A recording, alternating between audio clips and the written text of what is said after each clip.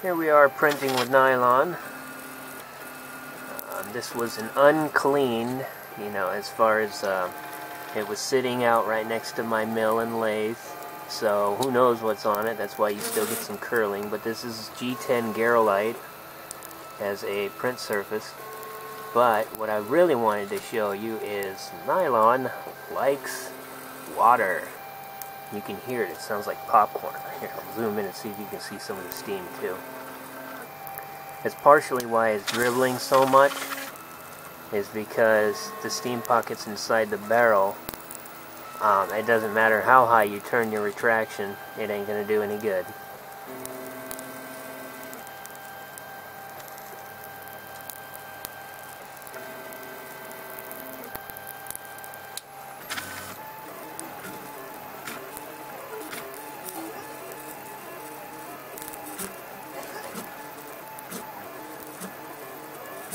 This piece of Garolite I have, I think, is around a foot wide by about 10 inches long, or 10 inches deep, something like that. But there it is, printing nylon.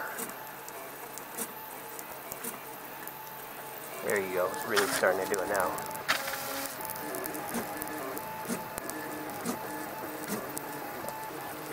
Currently my print temperatures, here's my temperatures. Give you an idea. Make sure that's the right printer. It is. So that's what we've got. But there you are. Printing in nylon.